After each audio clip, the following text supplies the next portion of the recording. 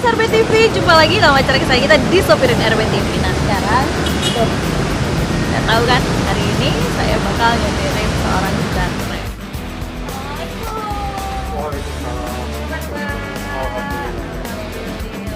Nah nih pemirsa, Pak Danrem udah siap-siap nih mau ke kantor hari ini. Pak, hari ini saya yang nyetirin Bapak ya. Oke. Tapi Pak, sebelumnya nih saya mau lihat isi mobilnya, nggak apa-apa kan ya? Oh ya, silakan. Kita biasa nih, kita gerbek nih isi mobilnya Pak Danrem ini apa? Ya. Ini mobil dinas Pajero Sport, Iya. bagian dari Angkatan Darat. Tapi biasanya sih saya kosong karena tidak berpergian jauh. Silakan. Kita dari depan yuk, kita dari depan yuk.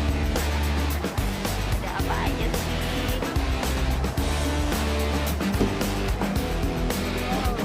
Bener sih kata Bapak, kosong ya Pak ya? Ya, kosong. Jadi tidak ada apa-apa. Hanya mungkin di belakang Ya. itu biasanya ada tempat untuk tongkat komando. Mana tempat tongkatnya? Oh ini apa? Nah, ya. Iya. Tongkat komando kita taruh di sini. Nah, ini juga biasanya tempat KTP kalau saya perjalanan jauh. Nah, terus yang itu adalah botol minuman saya. Nah, itu saya ke kantor selalu membawa minuman minimal 1 liter. Di rumah saya sudah minum 1 liter, di kantor 1 liter, pulang 1 liter. Sehingga sehari 3 liter. Wow, luar biasa. Saya kadang satu liter Pak. Saya banyak minum sekali satu Pak. Kalau saya lagi stroke. Ya. Kita lihat ini pemirsa. Ini misalnya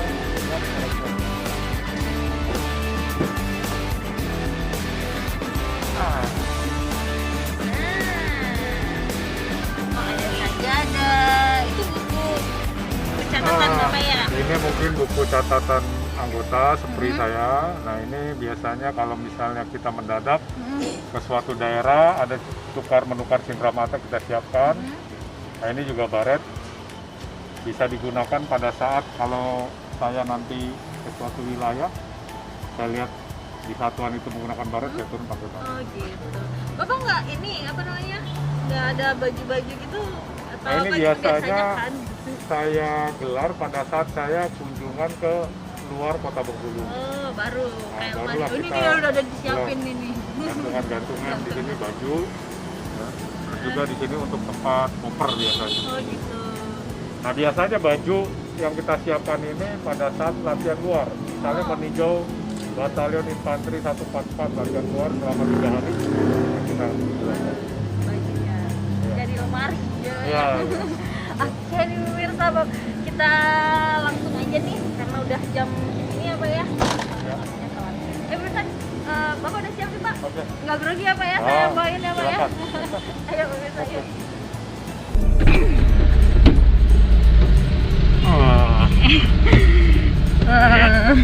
Oke. Saya Bisa ya di bawah ya. gimana gitu ya Bapak? Oke. Ini saya buka dulu maskernya ya. Jangan lupa pakai safety belt ini Pak. Oh ya. Nyangkut deh.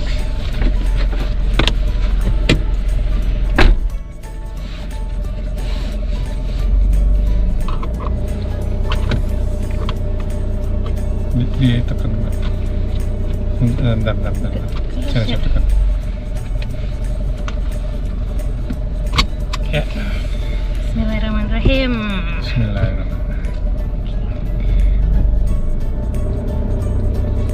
Bapak biasanya kalau tiap hari begini ya Pak ya, jam-jam segini berangkat ke kantornya Pak? Biasanya saya berangkat ke kantor jam 7.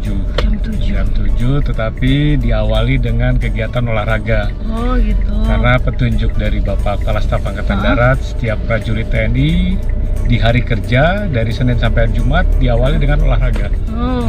Olahraga sampai jam 8 atau setengah 9, setelah itu baru melaksanakan kegiatan kantor. Kalau olahraga memang Bapak biasanya olahraganya apa Pak? Biasanya saya di Stadion Semarak ini. Oh, Nah, iya. itu anggota Makorem hari Selasa dan hari Jumat melaksanakan kegiatan olahraga bersama di Stadion Semarak. Kalau saya kebetulan jalan. Iya. Jalan mengelilingi lapangan sekitar 10 kali atau 4 km. Oh, Iya, setiap hari. waduh. Setiap Kuat ya hari. Pak ya? Karena di saat sekarang kan pandemi COVID, salah satu untuk menangkalnya adalah meningkatkan daya imunitas tubuh, yaitu dengan cara berolahraga. Berolahraga ya Pak ya, dan katanya sering berjemur juga gitu ya Pak ya. Berjemur di sinar matahari, sehingga daya tahan kita akan meningkat. Iya. Terus Pak, kalau misalnya Bapak nih kalau ke kantor nih, biasanya di kantor tuh Bapak ngapain? Di kantor kalau hari Senin ya, setiap hari Senin saya selalu mengumpulkan staf, melaksanakan kegiatan evaluasi. Kegiatan evaluasi ini untuk mengevaluasi kegiatan 1 minggu yang lalu. Nah, setelah itu memberikan petunjuk-petunjuk untuk kegiatan ke depan. Setelah itu mengontrol anggota mengenai pekerjaan-pekerjaan apa yang sudah dilakukan dalam rangka mendukung program kerja yang sudah dibuat selama 1 tahun. Gitu. Bapak sejak umur berapa Pak jadi tentara, Pak jadi TNI? Kalau saya alhamdulillah kebetulan begitu lulus SMA langsung masuk. Jadi umur berapa waktu itu? Saya masuk itu umur 18. Dan lulus memakai letnan 2 umur 21 tahun. Jadi di angkatan saya Litin 88, saya kebetulan termasuk yang termuda. Nah, di angkatan saya juga sudah ada yang pensiun. Oh iya Pak? Sudah ada yang pensiun karena dia daftarnya mungkin sudah tua, kebetulan dari tentara, terus dia daftar dari efektif, sehingga umurnya sudah lebih tua dari saya. Dan kalau saya masih 5 tahun lagi pensiun. Wah, enak nggak sih Pak jadi tentara Pak? Sebenarnya enak. Apalagi tidak. Bapak dari umur 18 tahun ya, itu kan masa-masanya kalau apa ya, baru beranjak dewasa, menikmati masa muda, begitu kan Pak? Jadi saya masuk tentara, memang masa muda kita sedikit agak hilang. Teman-teman merayakan kelulusan pada saat SMA gitu kan. Nah, saya sudah masuk melaksanakan kegiatan tes. Begitu lulus langsung jadi seorang letnan 2. Di mana membawai sekitar 37 orang personil. Dan pernah ada cerita lucu kan. Saya lulus masuk ke batalion, mimpin 1 peleton, tiba-tiba umur 21 tahun tuh Mbak. Ada seorang ibu-ibu datang ke saya, izin Bapak, saya anggota Persit, anggota dari Kopral ini. Loh, ada apa? Saya sering tidak dikasih uang sama suami saya, gini, ngadu sama saya gitu. Jadi kita seorang perwira sebagai danton harus bisa menyelesaikan permasalahan anggota tersebut, ya kita panggil mereka. Jadi menasihati orang-orang yang sudah tua berumur gitu. Walaupun umur saya 21 tahun. Gimana Pak dinasehatin terus? Iya, kita panggil kemana duitnya, untuk apa saja, kenapa istrinya nggak dikasih, ya itu kita tanyakan sama mereka. Nah, dan terus kita awasi, alhamdulillah setelah kita panggil kegiatan-kegiatan tersebut yang dilakukan dan tidak ada lagi permasalahan di keluarga tersebut. Demikian. Kenapa Bapak pengen jadi tentara Pak waktu itu Pak? Sebenarnya kalau saya lihat kan kedua orang tua saya kan guru Mbak ya. Guru. Jauh banget ya. Iya. Jadi tidak ada di dalam silsilah keluarga saya jadi tentara, hanya saya saja. Oh gitu. Nah, guru ini kan terbatas juga ya penghasilannya. Kebetulan saudara saya ada 5, saya anak keempat. Saudara pertama 2, 3 ini udah kuliah, udah sarjana. Nah, yang keempat ini saya lulus SMA. Kata orang tua saya, coba cari yang cari sekolah yang tidak pakai uang dan kerja juga tidak pakai uang. Bapak saya menyarankan coba masuk Taruna. Kebetulan pada saat itu saya daftar yang buka Taruna Akmil. Kalau misalnya secaba ya saya ambil juga, karena saya kan nggak tahu tingkatannya gitu loh Mbak. Saya ambil, saya isi-isi, saya juga ngeliat loh, tuh saya kan agak kecil, teman saya daftar tinggi-tinggi. Rupanya saya lihat persyaratan, minimal saat itu ya, itu 160. Saya kan 163,5 masih bisa gitu. Dan alhamdulillah lulus, akhirnya diterima menjadi seorang tentara. Jadi ya menikmati lah. Menikmati ya Pak. Tapi Bapak aslinya orang mana nih Pak? Kalau asli saya, ibu saya dari Bengkulu. Oh Bapak? Nah, ya ibu ya. Kalau bapak saya dari Bima. Iya. Ya kan sama-sama guru. Jadi tahun 79 saya sudah lari-lari di Pantai Panjang. Dibawa pulang kampung sama ibu saya. Berarti ini Bapak pulang kampung nih ceritanya ya, tugas di sini. Sebelum di sini Bapak di mana? Sebelum di sini saya di Inspektorat Akmil. Nah, jadi inspektorat, sebelumnya di Wadan Pusenkap, sebelumnya lagi pernah jadi danrem juga seperti ini di Banjarmasin. Wah, enakan mana Pak, jadi danrem di Banjarmasin atau di Bengkulu? Sama saja. Sama aja. Tapi yang lebih enak di tanah kelahiran. Tanah kelahiran. Tanah kelahiran ibu saya. Pak, kalau misalnya ya kayak Bapak kan seorang apa ya TNI militer gitu, kan identiknya dengan peperangan kayak Iya. gitu ya Pak ya. Bapak pernah nggak sih Pak ada pengalaman yang ya heroik gitulah misalnya di satu daerah Iya. gitu? Saya pernah ada cerita waktu saya dinas menjadi Kasdim di Aceh Selatan. Oh, di Aceh. Nah, pada saat itu masih ada sedikit konflik lah di sana. Dan setiap saya mendukung logistik ke pos-pos, ya kan, ke koramil-koramil, itu pernah 2 kali lah kebetulan dihadang. Dihadang, tetapi kan saya bawa pasukan pengawal. Iya. Begitu dihadang, mereka yang langsung mengejar. Nah, kalau ditembak, kebetulan mobil yang belakang ditembak ya, kita berhenti langsung tiarap gitu. Kayaknya Gitu. seru gitu ya Pak. Saya kok ngebayanginnya kayak main PUBG gitu loh Pak. Oh gitu. Bapak tahu kan game PUBG? betul. Itu aja, saya aja main PUBG aja deg-degan Pak. Nah Bapak sendiri gitu ya, maksudnya yang mengalami sendiri gitu, ada was-was nggak sih Pak? Maksudnya tentang kayak soal keselamatan gitu kan? Kalau semua ya memang ada ya, tetapi kan sebelum kegiatan kita awali dengan berdoa dan kita sudah pasrahkan kepada Tuhan Yang Maha Kuasa. Di samping itu juga setiap gerakan kan kita ada taktiknya Mbak. Terus juga mobil kita juga pada saat itu dipasang baja-baja gitu. Oh gitu. Jadi pun kalau ketembak ya mungkin kena bagian kakinya saja, karena di sini sudah dipasang baja. Kalau bagian tubuh itu mungkin aman, dan kepala kan pakai helm. Iya. Bapak pernah ketembak nggak Pak? Kalau ketembak belum pernah. Belum saya. pernah, alhamdulillah. Tapi melihat anggota saya ketembak pernah. Iya. Aduh, Gitu. itu gimana gitu Pernah. perasaannya ya? Pernah. Nah, kalau Bapak sekarang nih sibuknya apa nih Pak? Kalau sibuknya saya sekarang ini kan kita sedang melaksanakan kegiatan penerimaan calon anggota TNI Oh. Cabarek dan menghadapi COVID-19. Iya.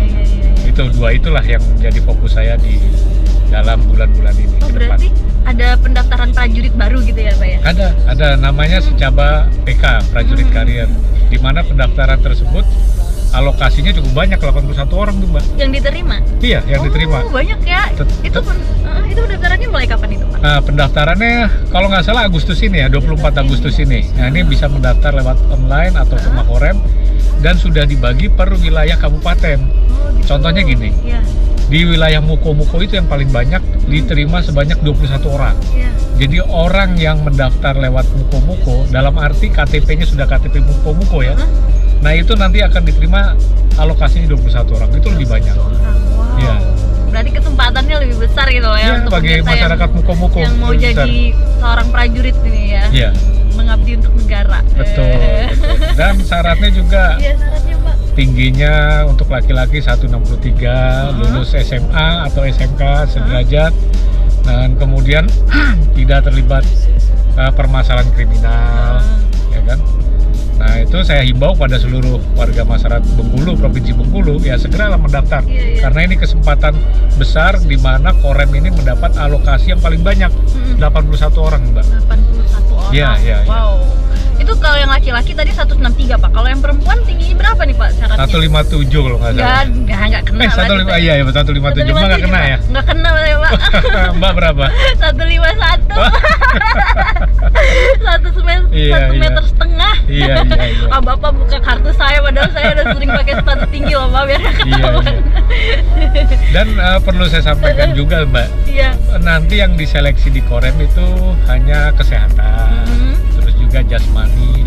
Jasmani ini berupa renang 50 meter, sudah itu kegiatan garjas lari ya 12 menit, terus ada pull up, ada sit up, setelah itu parade. Parade itu maksudnya apa? Parade itu mengecek administrasi dan dilihat bentuk tubuhnya oleh saya selaku ketua tim. Oh, Kira-kira gitu. dia Cocok bodinya nggak? cocok atau tidak. Kan berarti- kadang-kadang ada manusia yang tidak bisa micing gitu loh Mbak. Oh, Nah, itu kan penting. Saya mikirnya tadi Pak, body tadi berarti kegemukan nggak, kekurusan Ya, nggak? itu juga termasuk. Juga? Nah, termasuk. Termasuk ya, Iya. berarti berat badan juga ya? Iya betul. Gitu. Betul. Nah, kalau ini kan tadi Pak kayak COVID nih ya, kayak penanganan COVID tadi kan Bapak bilang kan ini juga salah satu Iya. hal yang apa ya, jadi konsentrasi juga nih untuk Iya. itu apa nih Pak sekarang yang Iya. kegiatan kita nih Pak, program? Memang ke depan ini COVID kalau saya lihat ya, mulai dari terkenanya masyarakat Provinsi Bengkulu ditetapkan daerah menjadi daerah merah itu pada tanggal 31 Maret. Sampai dengan sekarang saya hitung itu ada 146 hari Mbak. 146 Nah, hari. sedangkan jumlah COVID yang positif 289. Kalau kita bagi rata-rata hampir setiap hari itu 2 orang yang positif. Iya. Jadi pertambahannya cukup signifikan menurut saya. Termasuk kemarin dari Pak Tito menyampaikan jumlah kematian itu Provinsi Bengkulu itu nomor 1 Wah, iya ya Pak. Iya. nasional. Nah, untuk itu saya himbau kepada masyarakat agar mematuhi protokol kesehatan. Iya. Seperti saya ini kan kebetulan lagi kegiatan wawancara, tapi kalau tidak saya sudah siapkan masker. Iya, saya untuk juga Pak. Oh gitu ya Pak ya. Iya, iya. Ngomong-ngomong lagi nih Pak tentang ini tadi Pak, apa namanya, pendaftaran itu tadi. Kapan ini Pak terakhir pendaftarannya? Ada nggak? Ada batas waktunya kalau nggak salah akhir Agustus. Akhir Agustus itu akhir pendaftaran. Nah, untuk itu segera nih masyarakat kita bagi yang lulus SMA tahun ini, tahun kemarin sampai dengan tahun yang berikutnya kalau nggak salah maksimal umur 22 tahun. 22 tahun. 22 tahun pada saat nanti dia pendaftaran umurnya 22 tahun masih bisa. Masih bisa. Masih bisa. Gitu. Bapak kemarin 18 tahun ya Pak ya? Iya, saya 18 tahun. Nah, Bapak kalau misalnya hari-hari nih Pak pulang dari kantornya jam berapa? Saya pulang dari kantor kalau saya rata-ratakan ya, itu sekitar jam 5. Jadi itu tergantung, kalau saya lihat staff sudah tidak ada lagi surat-surat yang penting datang ke saya, nah, itu langsung saya tinggalkan. Tetapi kalau ada surat penting saya disposisi, nah, saya tunggu staff sampai dengan mana menyelesaikan surat tersebut. Terus biasanya kalau Bapak kalau udah pulang gitu kan, Bapak apa aktivitasnya? Pulang langsung ke rumah atau misalnya kalau ada hobi pulang, gitu, lain gitu? Saya tuh apa ya, kebetulan di belakang rumah saya tuh Mbak ada kolam ikan. Nah, terus di situ sesuai dengan petunjuk pimpinan Pak Presiden Jokowi untuk ketahanan pangan ya, saya mencoba memelihara lele. Oh, lele. Ada kalau Mbak nanti ke itu saya sering jadi pulang, ya kan? Saya memberikan makan lele saya. Nanti mungkin 2 minggu lagi akan saya panen. Panen, wah. Kalau mau nanti saya kirim ke RBTV. Banyak Pak lelenya Pak. Ada, saya taruh sekitar, kalau pertama kali saya taruh 500 yang waktu kecil ya. Mungkin sudah ada yang mati, sekarang mungkin sekitar 300-an lah. Itu Bapak bikin kolam sendiri gitu, ada kolamnya khusus atau biasanya kan ada juga yang dari kayak ember-ember gitu Pak? Bapak bikin? Jadi waktu saya masuk ke rumah, waktu saya jadi dandan memang sudah ada kolam ya. Oh, sudah ada kolam. Sudah ada kolam tetapi kering. Nah, saya tanya sama ajudan di rumah, ini untuk apa? Ini untuk penampungan air. Kalau pada saat kekurangan air. Nah, bukan terus, kolam ikan ternyata ya Pak ya? Bukan. Nah, kebetulan pada saat ada petunjuk dari Pak Jokowi sama Panglima TNI untuk ketahanan pangan, kenapa tidak saya manfaatkan kolam tersebut? Akhirnya saya suruh budidaya lele lah di kolam. Lumayan udah gede-gede tuh Mbak. Kenapa Bapak milihnya lele Pak? Karena lele itu adalah yang senang dikonsumsi oleh masyarakat ya. Karena kalau kita lihat pecel lele. Terus yang kedua, biaya perawatan lele murah dan pemeliharaannya tidak terlalu sulit. Oh gitu ya. Nah kalau keluarga Bapak di Bengkulu juga nggak? Keluarga saya di Bengkulu, istri saya di Bengkulu, anak saya kebetulan kan udah lulus SMA, mau daftar perguruan tinggi negeri dan alhamdulillah sudah masuk ke universitas swasta di Bandung, dan programnya masih daring sampai dengan bulan Desember. Akhirnya semua saya bawa ke Bengkulu. Wah, ngumpul berarti ya Pak ya. Quality time-nya Pak sama keluarga nih Bapak biasanya kapan nih Pak? Saya yang pasti itu Sabtu Minggu Mbak ya. Sabtu Minggu kadang-kadang saya bawa ke Pantai Panjang. Setelah itu kita bawa rekreasi pernah saya bawa ke Kaur. Waduh, di Kaur itu keren ya Pak ya. Sangat bagus. Mungkin saya himbau lah kepada masyarakat Provinsi Bengkulu, kita manfaatkan wisata di lokal saja. Khususnya di Kaur. Saya lihat waduh bagus sekali.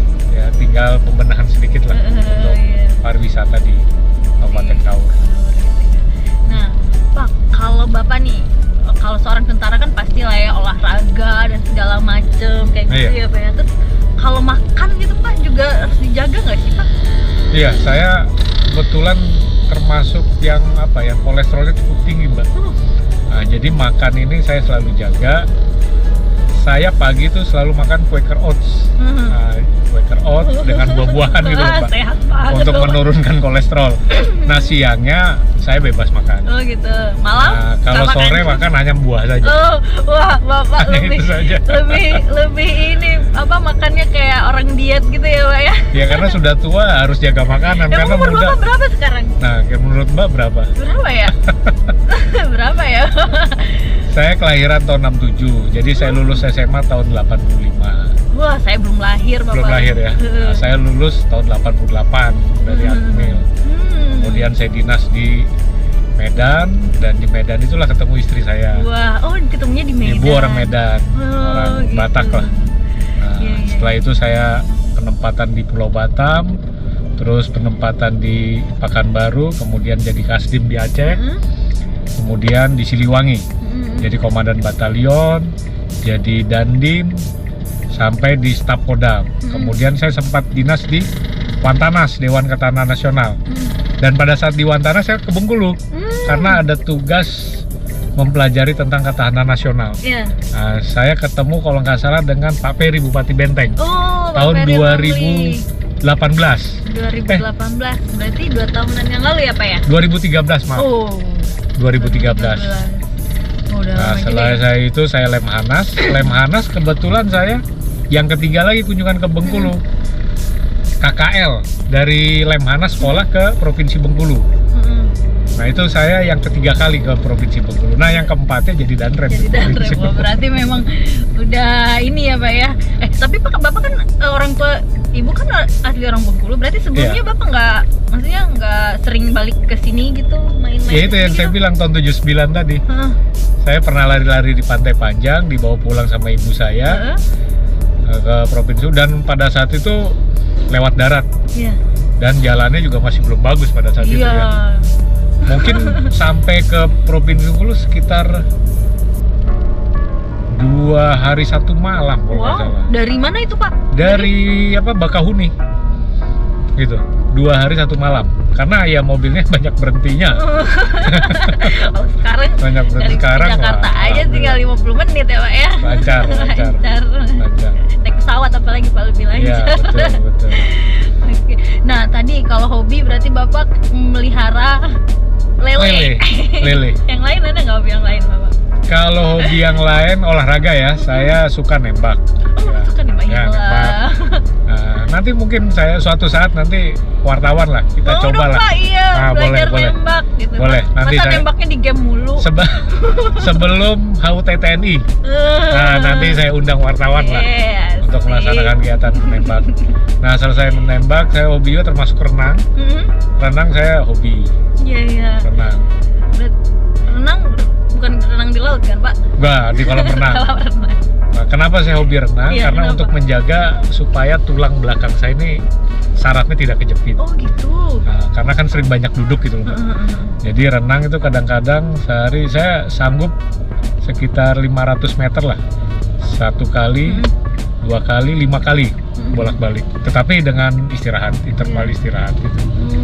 Nah, selesai renang baru melaksanakan kegiatan sauna.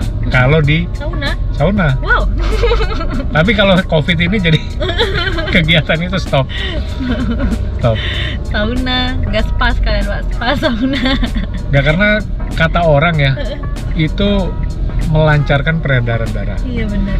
Dan saya memang divonis selalu menderita kolesterol tinggi, itu selalu saya jaga. Emang berapa sih Pak tingginya kolesterol? Saya pernah 400. Wih, gila.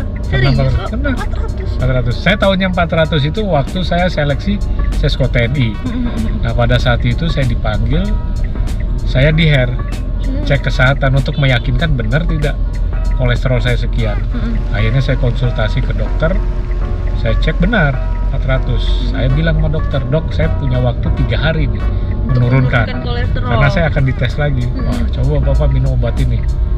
Saya minum dari 400 itu bisa dalam 3 hari Mbak ya, turun menjadi 270 lah.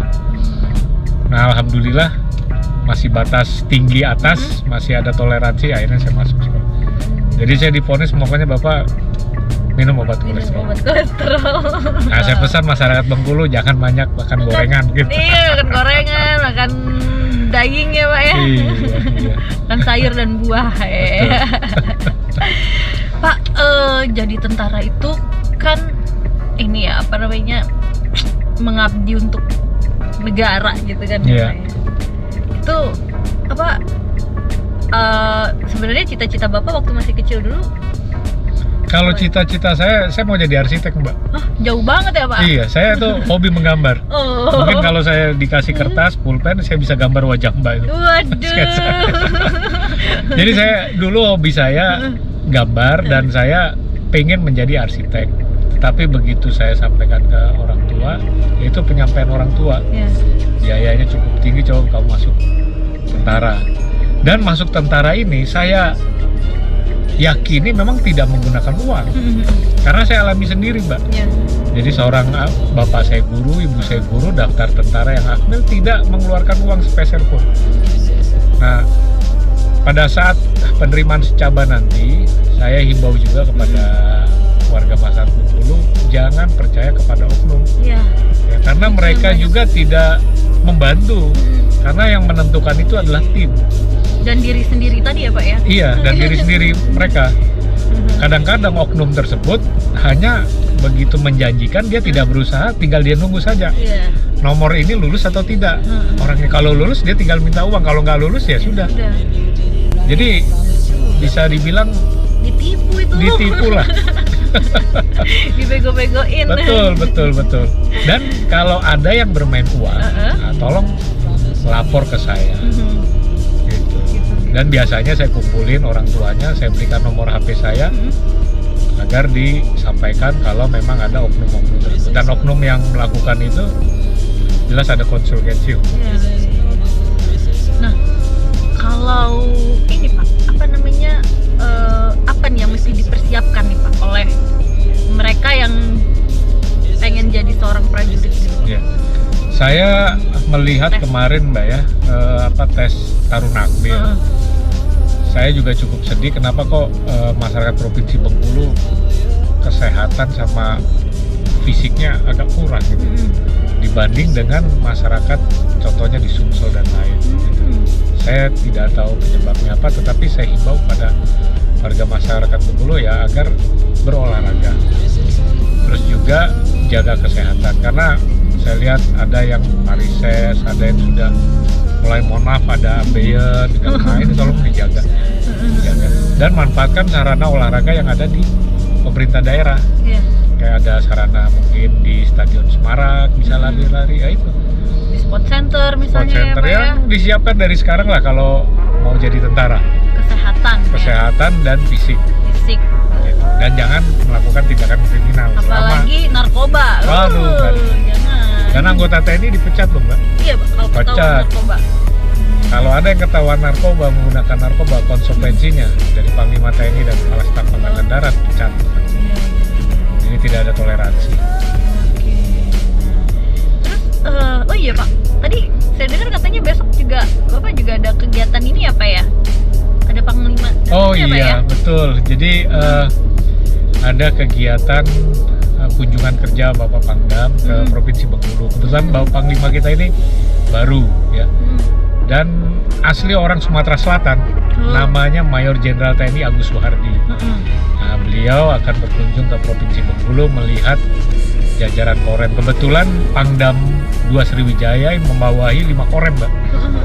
Korem 041 Garuda Mas di Lampung, Korem 042 Garuda Putih di Jambi, Korem 043 Garuda Hitam di Lampung, Korem 044 Garuda Denpo di Palembang, Korem 045 Garuda Jaya di Bangka Belitung. Itu wilayah kerja bawaan dari Pangdam. Pangdam 2 Sriwijaya. Gitu. Berarti ini Bapak bakal sibuk nih hari ini ya kayak gini. Betul. Iya, mempersiapkan untuk acara besok ya Pak ya? Ya, jadi acara besok kunjungan beliau itu dimulai dari Kodim Renjang Lembong, terus mengunjungi Batalion 144, kemudian Kodim Bengkulu, kemudian ke Mako Korem memberikan pengarahan kepada anggota TNI Polri. Nah, kemudian beliau juga berkenan melihat rumah pengasingan Bung Karno karena beliau ini sangat suka terhadap sejarah gitu. Ya, Termasuk Benteng Marlboro. Ya, apalagi Bengkulu kaya ya Pak ya, wisata sejarahnya ya. Betul. Iya. Nah tadi kan Bapak bilang Bapak hobi nembak nih Pak. Kalau senjata yang Bapak pegang apa-apa aja Pak? Senjata yang saya pegang P1 Pindad, ya standar. Tetapi Pindad juga sudah mengeluarkan jenis yang baru namanya G2 Elite dan Combat. Itu senjata standar TNI kaliber 9 mm. Kalau senapan panjang ada namanya SS1, SS2. SS itu namanya senapan serbu panjangannya. Varian 1, varian 2, dan jenis senjata tersebut tidak kalah dengan senjata luar negeri.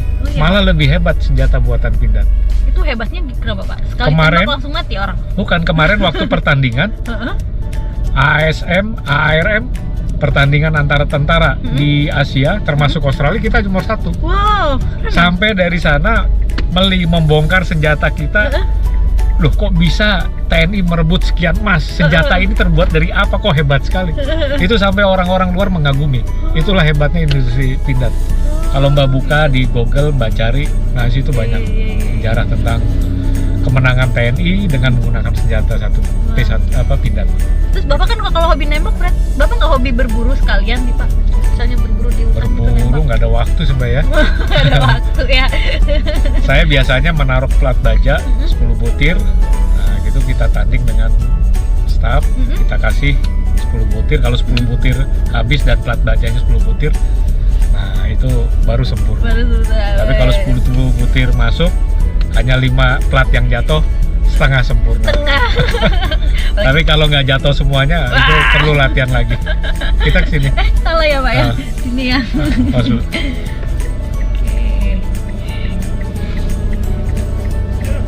Iya, makasih. Dapat.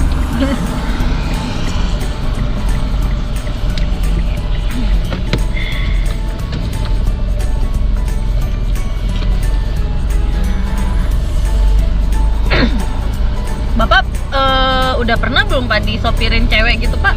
Belum, saya Bener terima yang hormat jaga dulu. Oh gitu. Terus aja sambil jalan. Ya. Dulu aja ya. Kenapa Mbak? Udah pernah disopirin cewek belum Pak? Supirin cewek istri saya. Istri saya. Ini biasanya parkirnya di mana nih Pak? Ini di sana. Iya, Masa parkir di sini ya Pak ya?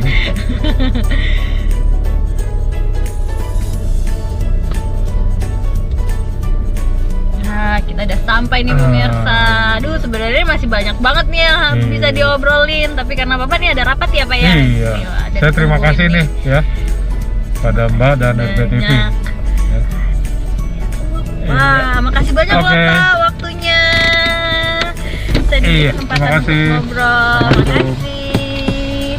Nah nih pemirsa, Bapak udah nyampe, Pak Doni udah nyampe. Beliau ada rapat, jadi buru-buru banget nih. Oke, makasih Mbak ya. Terima kasih Bapak. Saya udah nyobain Pandan Rem, banyak banget obrolannya dan seru banget ya obrolannya ya. Nah beliau nih ada rapat udah masuk, begitu. Sampai di sini dulu pemirsa perjumpaan kita di Sopirin RB TV kali ini. Saya Unger Rizal, dadah. Sampai jumpa di episode selanjutnya.